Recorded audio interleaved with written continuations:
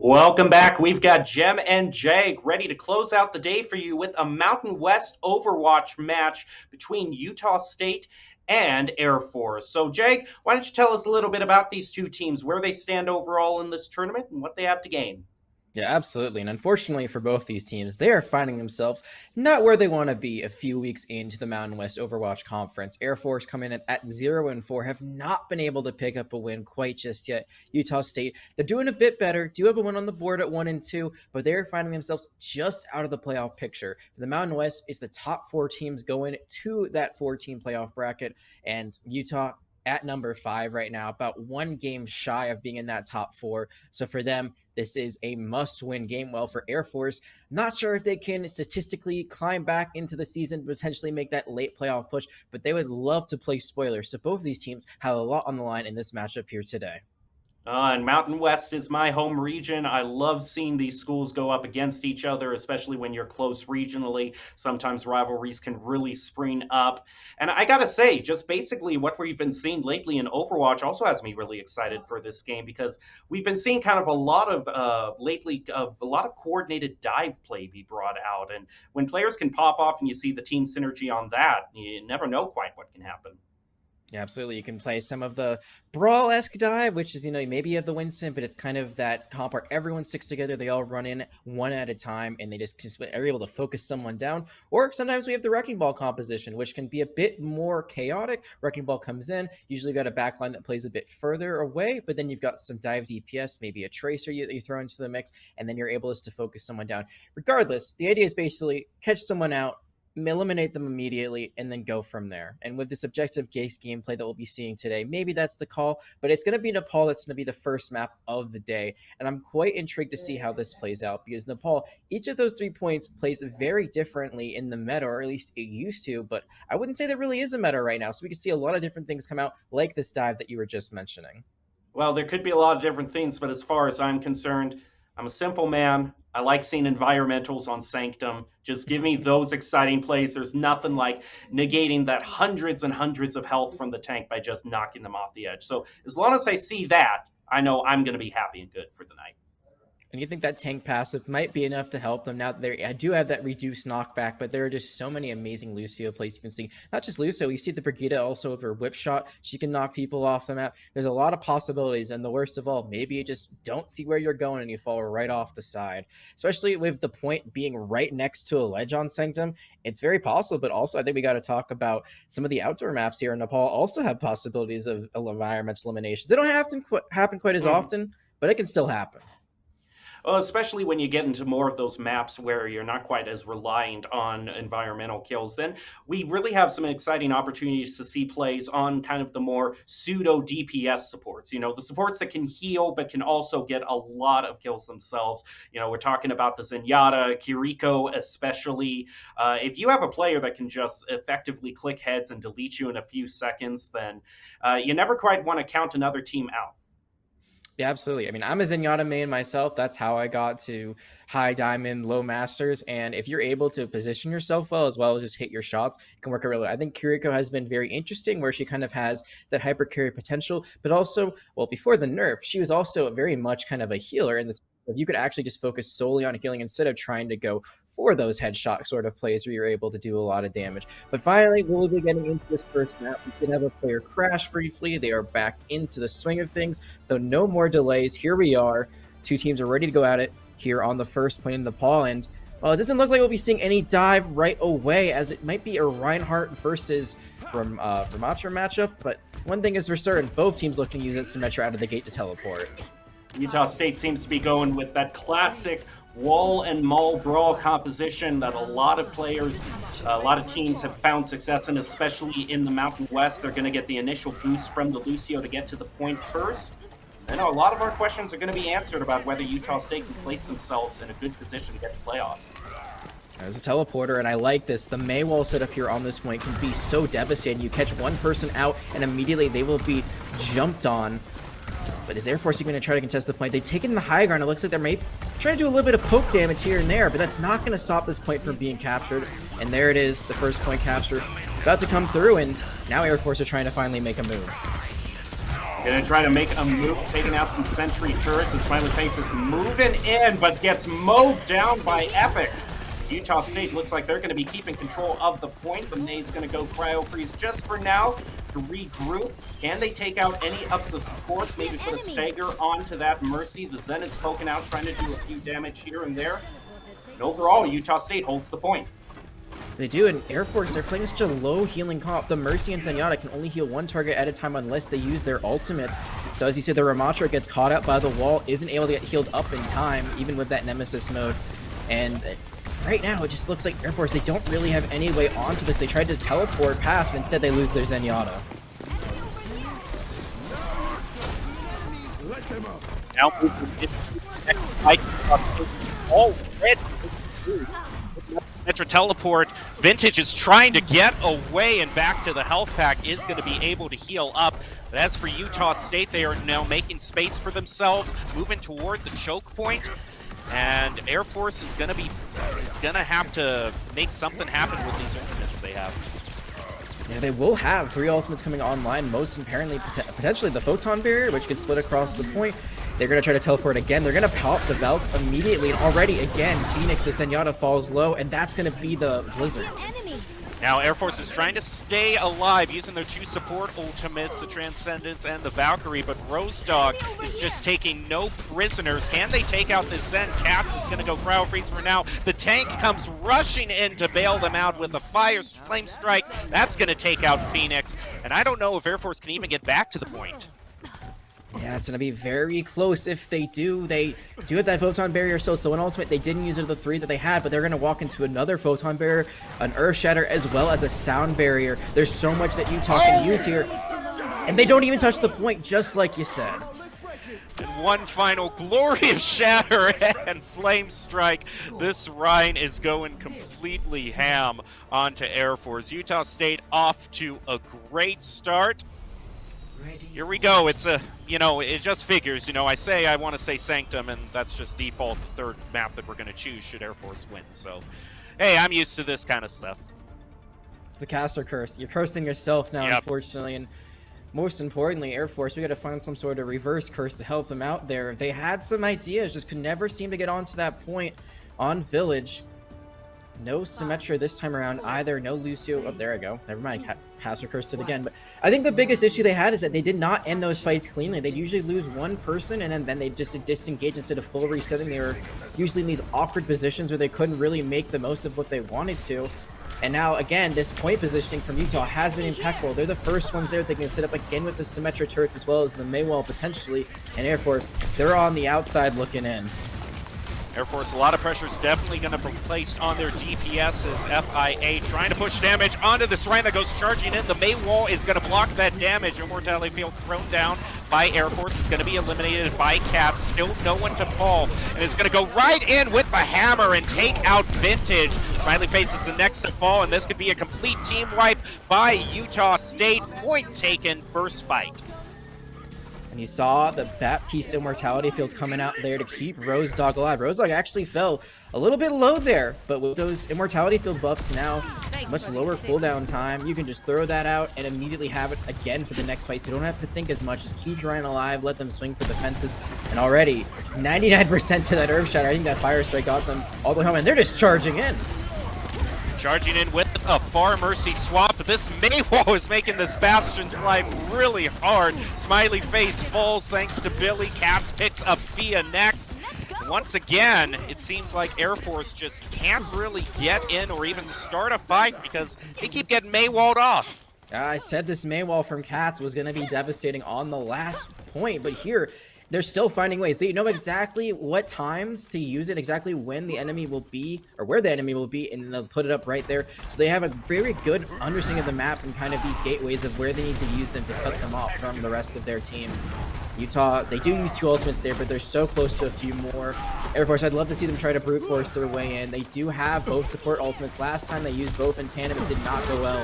They got to do something really soon, honestly, because although 60% has been captured, it's really only 2 more fights left. Well, with the blizzard popped, Air Force's problem not getting to the point is going to be made even more severe. Epic taking a whole bunch of damage as Rose Dog, Flame Strike, Smiley Face, a pick back from Air Force onto Epic. This could be the opening that they can get on point.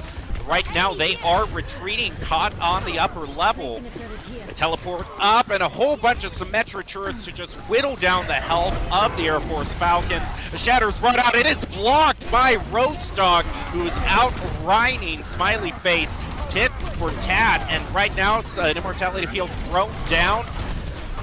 Air Force still losing them one at a time. Sound barrier is going to be used by Billy Spike to try to keep the train a-rolling. Maywall off onto the Bastion. He goes into turret mode, and just on the positioning alone, Utah State is able to win it. Great positioning, great team play. Even when they lost a member, they knew they had the tank advantage. They had their Reinhardt still alive, and Rose Dog was just doing things that should not be done. Was able to swing over and over again, getting pocketed by their team. And here's a perfect example of it. That's the Immortality Field play that I was talking about earlier. Just look at all the damage, all the space they create. The charge comes through, doesn't even need it. And Rose Dog was able to put a little bit of tank supremacy in that last map to their name. Now, we're moving on from control, which means there's opportunities for Air Force to try to regain on another map type. I believe it's going to be Hybrid that's coming up next. Yes, it is indeed. Looking at my notes. And I gotta say, well, for my own personal liking, I would like to not go to Kings Row because I cast it almost every time we have a hybrid map. I know it's a great map. I know it's a lot of fun. I know everyone loves playing it. But I think also if you're Air Force, you're looking at that and say, hey, they're very good at Rhine. Maybe we don't go to a Rhine-specific map. Yeah, I mean, I get into this ritual every single time I cast Overwatch. You know, it's the 2 minute that the casters give all the reasons why they would personally like to see other than King's Row, but then all of our theory crafting and everything is just all for naught because it is the most popular. But I would like to see something like an Umbani. Eichenwald can also be pretty fun, although with the big choke point on Eichenwald, you know, I don't think with as much a threat this May has been having that you want to have, you know, any sort of hybrid map that can really put you into just only one option to get to point.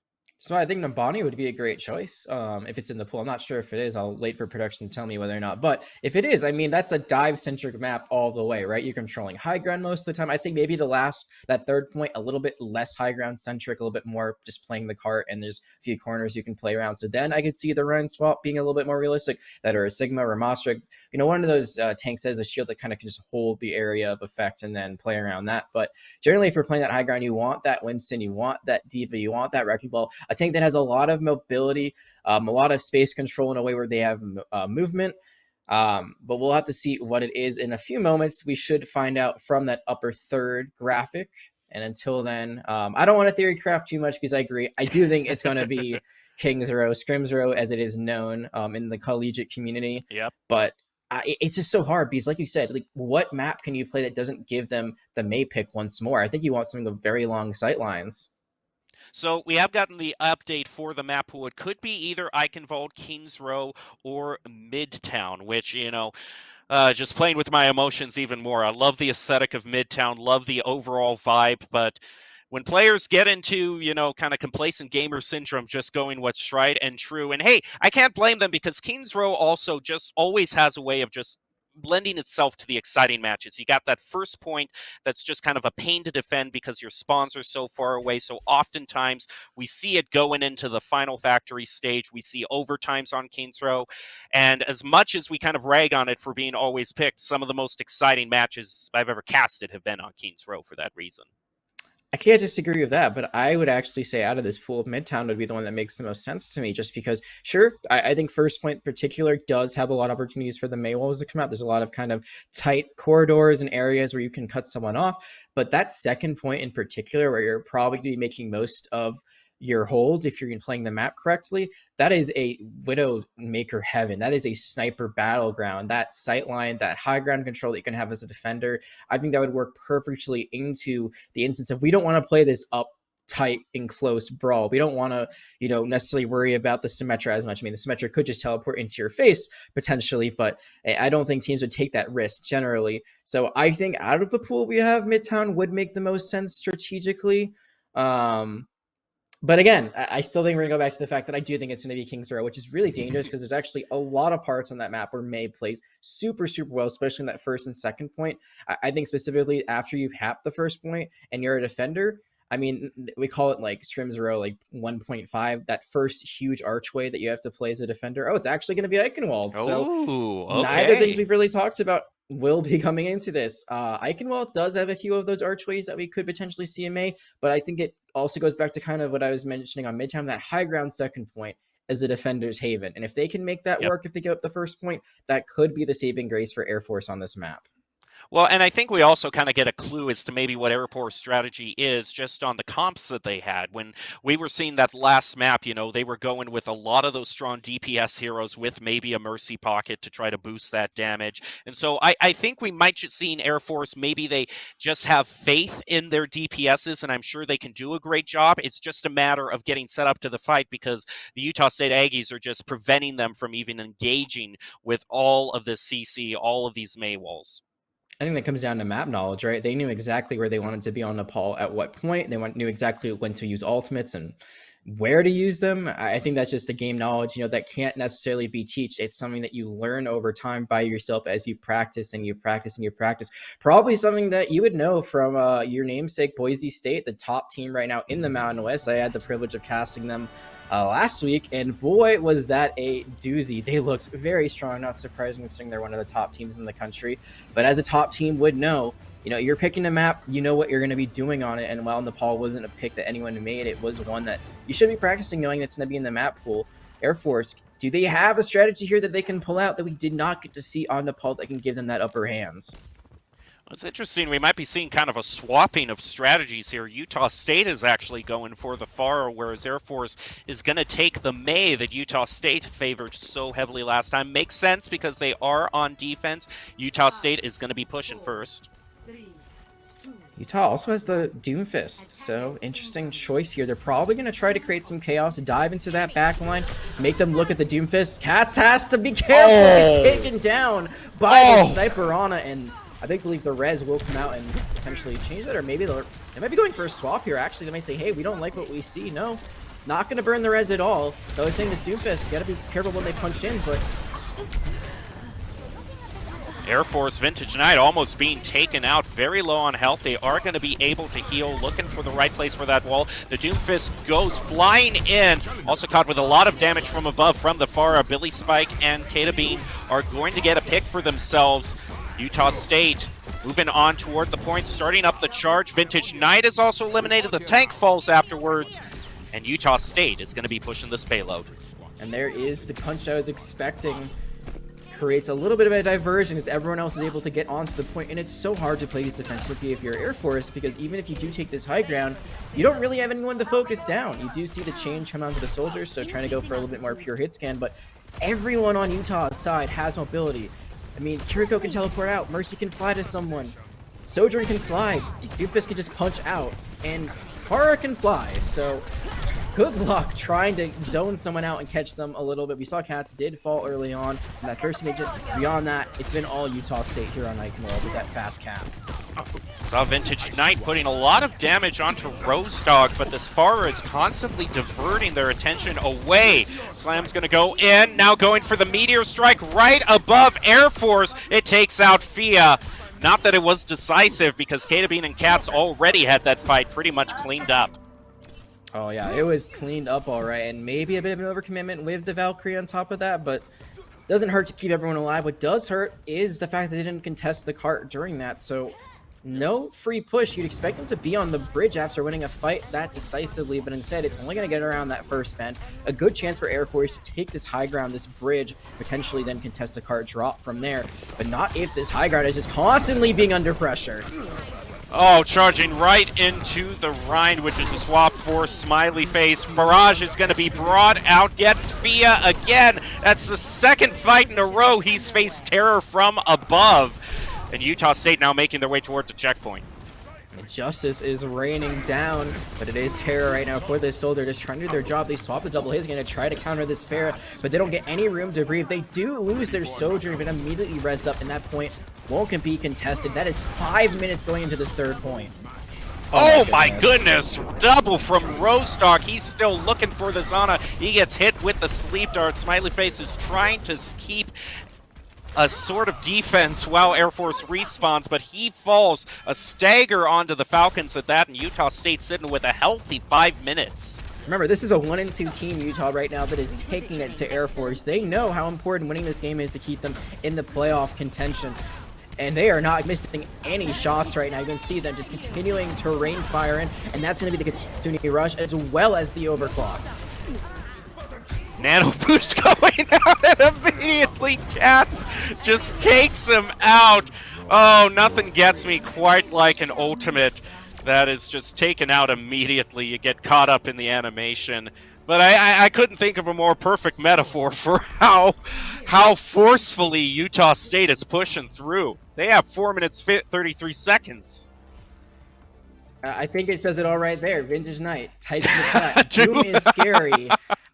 Was that like a 3 elimination punch right off the bat? I mean, I think the big thing about Rosedog is that they're playing this very, very smart, where they are getting that full charge off of the power block. And then when you go in, you're not only getting the stun, you're getting the damage because of that. So they don't even get a chance to respawn, immediately just eliminated. And even with the Nano coming out right before they fell, that Ana was not able to keep their Reinhardt alive. It stinks when you're a Reinhardt in that situation. You know, you think you're Nano, you think you're invincible, but there's no one there to actually keep you up and continuously heal you. You're just a big ult battery for a 1v5 scenario. So Utah State, at the end of the day, that's 4 minutes and 33 seconds on the clock. That is an incredible time bank if Air Force is able to push this all the way and get a capture of their own. But first things first, they're going to have to deal with that first point. They're going to try that Winston dive that you had mentioned previously. This is going to be so difficult. They won't have to deal with the Pharah, but they still have at least Fia on the soldier who wasn't even able to get their tactical visor last time. And they've also got another old demon they got to deal with, another Mei for Utah State ready to throw up those walls. But we'll see if they're able to play around that as they go charging toward the first engage. Smiley Face is going to try to dive in, set up that shield. There he goes. He's moving into the backline, trying to take out the supports, get some damage onto Epic, but he is stopped in his tracks by Kata Bean. Space Wizard tries to get the res onto Vintage Knight. Air Force still managing to hold a defense at least for 1 engagement, which is a good start. Good start indeed, and it's so hard right now for Air Force to really make this a dive comp. They have a dive tank, but not necessarily dive DPS. Soldier and Sojourn, sure, they have mobility, but they're not exactly going to be running up in your face. They both want to play at medium range, so every time this Winston goes in, Utah State, they're just going to pounce, or even when the Winston goes in, it doesn't go anywhere, they pounce once more. Utah State with 2 picks onto Air Force is going to keep them at bay. For the next engagement, though, not a whole lot of ultimates. Still charged up, but once again, Vintage Knight moving back to regroup with the team, try to push again. It's that Mei wall that just completely stopped that push in his track. Looked like Smiley Face wasn't able to get the jump they wanted. Rosedog guys, if you get careful there, they're actually caught out, but again, they're just able to walk forward once the Winston jumps. Rosedog is trying to get away using the commanding shout, getting that extra bit of health, and manages to take out Smiley Face. Space Wizard goes for the res. Cats is going to get Fia as well. Ooh, Smiley Face is hit with the anti-nade and goes very low on health. Rampage now charged up for Rosedog. Looking for one of those juicy support targets in the backline. Cats gets another pick onto Vintage Knight. Maywall goes up. They're gonna move in. Rosedog still not using the Rampage. He doesn't even need it. He's just swinging into Fia. Smiley Face falls again. Utah State wins that yet again. And that was actually a bit of a dire situation. They lost Billy Smike right off the bat, so no Zenyatta, only Epoch on the Ana able to keep them alive, but they immediately capitalize on that trade. They immediately move in, they take space. In Air Force, they're not able to get past this initial bridge, and because of that, they are just struggling to find any way onto the point once again. There's the jump. Valkyrie could come out, but that Winston is very deep. Rosedog eliminates a Phoenix. Primal Rage is going to be brought out. High Noon as well from Cats. In fact, just about every ultimate's getting spent. The Blizzard, probably a bit of overkill because a double Deadeye keeps Air Force at bay. Yeah, potentially. I think there was a bit of panic. I think you saw it. They actually, for the first time, maybe this entire game, weren't exactly sure how to play that out. Air Force was deep into them. They used the Valkyrie as well as the Primal Rage. There is kill potential with that, but at the end of the day, only a minute left in the clock. You still have 2 ultimates to use, including that Rampage you've been keeping this entire time, and there's no defensive ultimate on the other side, and immediately Smiley Face again is wiped out. There it is. The Rampage is going to get in the face of support, and this Ashe right into the Kiriko. He's going after the Ashe. Can the Ashe not get back and spawn? Oh my goodness, that is assault in the wound elimination if there ever was one. Kitsune Rush would have given them movement speed. Now that's something that is off the table going into this last 30 seconds. They do have a Bob. I think the plan is here. You've got to find Ashe positioning where she can just throw the Bob on the point. Someone has to contest it. Smiley Face might not even be able to make it. He is all by himself with damage being rained down. This Mercy's trying to keep him alive. Utah State is going to use the transcendence of their own. Air Force has already lost 2. They've managed to get 1 tick on the point, and Bob is paying dividends for them, eliminating Cats. But can they even get back onto the point? They're going to be going down into overtime. You see Smiley's face hit with the Discord Orb. Rose Dog delivers the final punch. Billy Spike cleaning it up with Vintage Knight. There's only 1 left. Fia, they fall as well, and Utah State handily claims Eichenwald.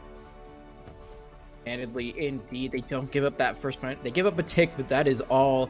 And I think most impressively was their attack. Sure, they full hold on defense in the end, but then attack. 4 minutes, 33 seconds with plays that were made on this Doomfist. No fear, just goes in, uses the Meteor Strike as well to create not only space, but a lot of damage. No one gets out alive in this scenario, and Utah State are punching their way to that 2-0 lead going into what could potentially be our last map now.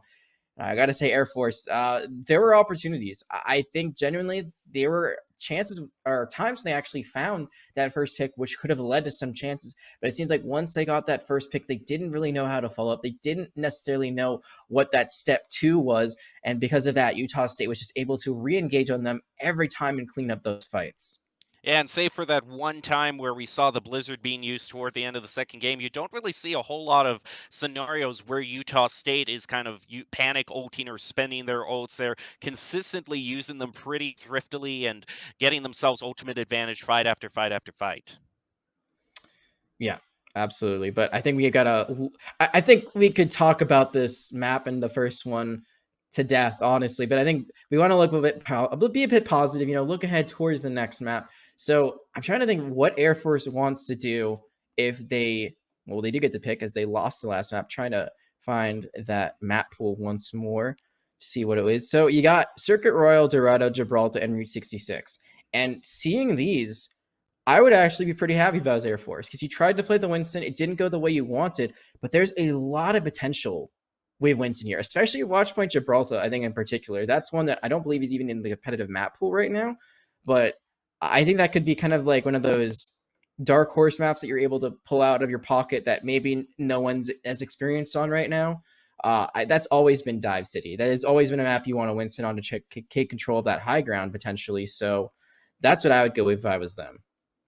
And I think their choice of Eichenwald not just going for the standard King's Row gives us a clue that they might have something in their back pocket. I don't, you can't say because it's not in the competitive match pool necessarily how much they have practiced on it, but time and time again, if you're a team that, you think the other team might have an advantage on you just in the pure fundamentals or just kind of aiming and skill wise, then you take something completely different. You get a strategy that they are not used to at all. We were talking about my home region, Boise State. They used to do that quite a lot on Numbani when, because Kings Row's always been the standard hybrid map. And so they often like to pick Numbani because they practice that a lot and caught a lot of teams off guard with that. So maybe it's the same situation for Air Force as we head into game number 3 very soon here.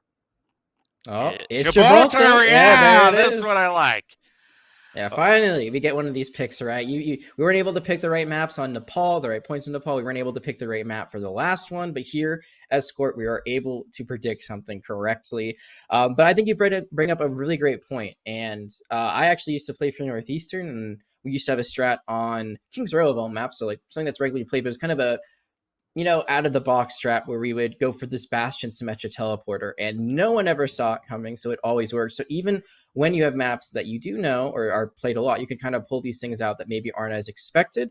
But more importantly, when you are picking these maps that maybe aren't played as much, you really got to show something special. We were hoping on the last map that with this Eichenwald pick, they would have this strategy. We've seen them like to play the Bastion quite a bit. I think they've played it one point in Nepal. They played it on the last map, Eichenwald. Didn't really find much success on either of them. I don't expect the Bastion to come out once more, but I'm trying to think of some wildcard picks that maybe aren't as meta that we could see here. I'm trying to think like Divey sort of comp again. I know Somber was pretty strong at one point. It seems like she's kind of fallen out of favor in the last month or two, but a Somber pick could be really good to try to, especially if there's a Doomfist you're playing into, just hack them out, make sure they don't have abilities for a second. It's something like that. Just some sort of pocket pick, a comfort pick that doesn't necessarily have to be meta, but that really gives you that edge that they're looking for, because so far it has been all Utah all the time. Well, the teams are loaded in, ready to fight, and we are ready to head down to Gibraltar to decide whether Utah State will sweep this 3-0, or does the Air Force have anything yet to say with their kind of off the meta pick? As we head down to Gibraltar, let's get to the action. Utah State has the choice of who's going to push first. They are going to, and judging how I can roll rent, I don't necessarily blame them. So sunny here. I gotta say, one of the favorite things about Overwatch 2 is the change in kind of the time of day. Sunny Gibraltar, very, very nice, but it's not been so sunny for Air Force so far, as we have mentioned a few times. We're gonna have to see what they bring out of the Rabbit's Hat, and one thing I've noticed also, I don't think we've touched upon yet, is that we've seen them play Mercy almost exclusively. So this might be true. One of those pocket picks that we've seen, or we were talking about from Air Force. However, this one, maybe not the right one in this scenario. I would love to see Space Force maybe just pocket Vintage Knight on that Ashe, try to get all that AoE damage with the Dynamite when it goes out, try to find some headshots.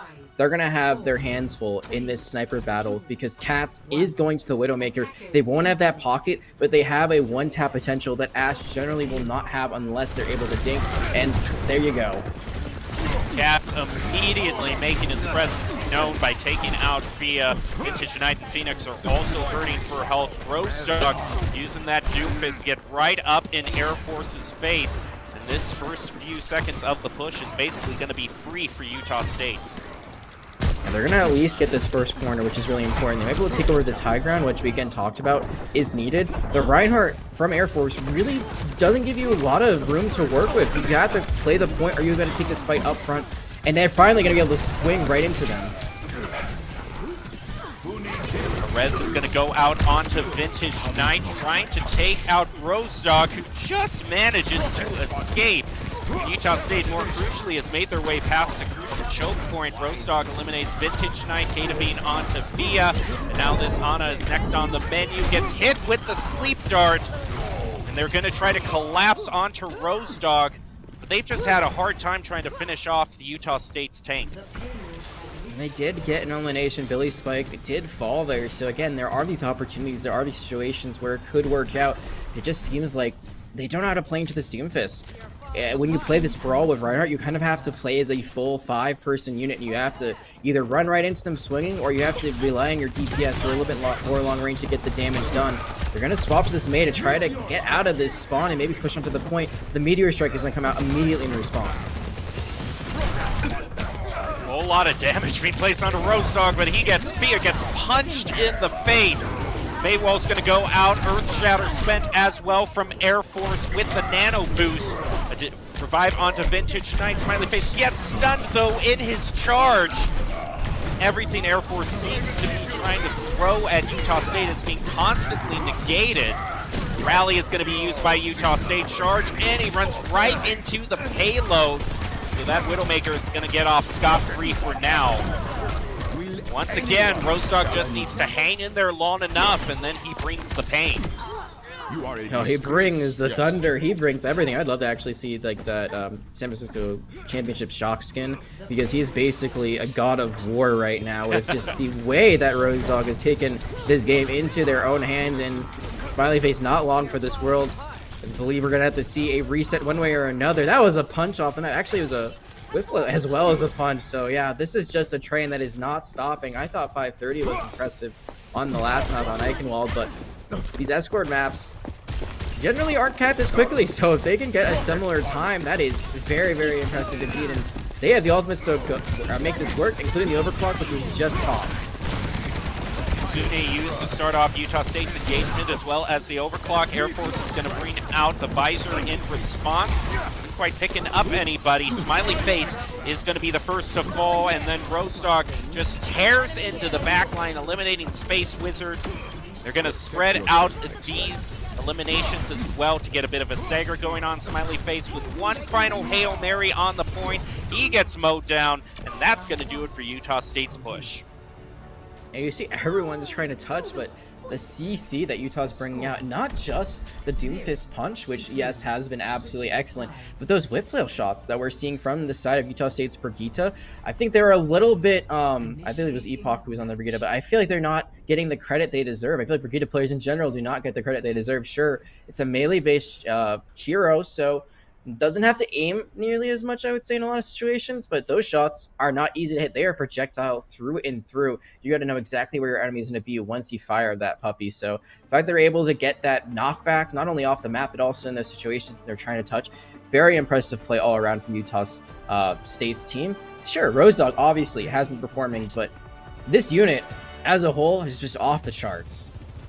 This Air Force, we're seeing them once again moving on to the Winston, but haven't really swapped off of their support picks that much. And I have to wonder, you know, especially in a map that's as dive heavy as this, if you don't go for a bit more mobility at this point. I don't mind the Zenyatta, honestly, because sure, you can't like be in the fight, you can't be up front, you're more long range, but that Discord Orb as well as your Orb of Harmony, both are very useful at long range. So you can throw it on the Winston and Discord whoever they're trying to target. It's the Mercy again that I'm a little bit concerned about, because Mercy, sure, she can travel with the Winston, try to help them out, but you can get caught out as the Mercy. You know, if you don't jump high enough, then you can sometimes just fall off. I would love to see like an Ana, some sort of pick, you know, that long range. And then they were trying to go for a cheeky little pick here on the Doomfist. The Cats might be able to find something all the way behind. Charging right up to where Fia is perched. The railgun is going to head on to Rose Dog. That's a great first pick from Air Force. They're going to be able to get to the payload. The Caps is fighting back with a mine. He's caught in this hallway, however, gets away with 44 health and then continues to push damage onto Air Force. But the payload is moving forward for the Falcons. And this is the best push you've seen yet, though. 2 picks and they're finally getting the payload moving, but unfortunately it looks like that might be stopped right in its tracks. Oh man, and this is where the pain can really be brought out. Rose Dog eliminating Space Wizard. You were talking so much, Jag, about how dive heavy this map is. That's the one place where it's the exception if you get caught under that bridge. Yeah, absolutely. That's the one place you might want to brawl it out, but can't brawl out anything if you're stuck in a Junkrat trap. Again, Air Force, they're trying to take the space, but Epoch, big the boot from the Lucio is able to keep them off that high ground, and it lets Rose Dog go in and go out. However, there is a pick onto the Sojourn once more, so they do have a 5v4 advantage. Rose Dog eliminates Smiley Face. It's ultimately a 1-for-1 trade, but without their tank, Air Force is going to have a hard time pushing forward.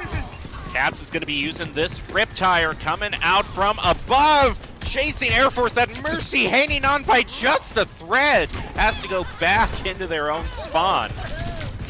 But hey, look at the CC that's coming through. They try to jump in, they immediately get mined. They try to jump in, they get booped away.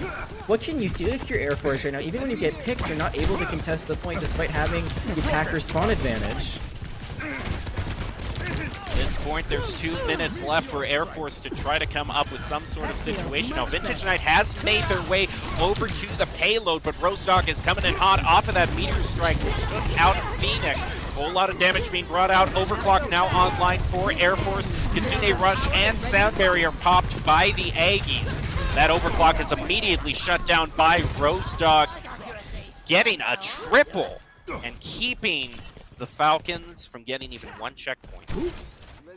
Yeah, they've gotten about halfway, but they are not finding any success under that bridge. It seems, even with a sneaky play to try to flip the sides, play as the defenders themselves, play on that high ground. They are still just not able to find the assists they want to. Both Kiriko's teleported, and Suzu's being used from both sides, and the Primal Rage being popped on top of that. Oh, trying to take out some airborne targets. Cats is going to give up on that one. Move back toward the payload. Put a bit more damage onto Air Force. Meanwhile, Rosedog is just hanging in there. I was going to say that could be an opening, but Cats is there as the backup to take out Fia. And it's just waiting actually on the flank. Throws out the mine, takes out Space Wizard. Meanwhile, this payload has a real chance of getting to the checkpoint. Smiley Face trying to make space for themselves around the corner. We're going to have a full team fight with the overclock being used to take out Smiley Face. Phoenix and Vintage Knight also fall. And now there's just going to be one team fight left for the Falcons. One team fight in one ultimate. The Valkyrie is ready to go. They had a Sombra for a moment, but it's not going to be on the table anymore. Neither is the Bastion. So they are staggering themselves out right now. They had plenty of time to get to the payload, but now, only 20 seconds, they're going to have to start panicking and making their way there. Well, there's just 10 seconds left until the final little rip tire, an explosion of celebration for the Aggies. The payload is contested. One final chance for this Kiriko and Winston to make their presence known. The Cats is on a tear. Another mine thrown out toward Phoenix. Smiley Face is also hurting on health. They're going to go down, and I think that just about does it. The Aggies sweep it 3-0 on Watchpoint Gibraltar. And this is so important for them. We talked about it early on in the broadcast. They needed to win this game to stay in that playoff hunt.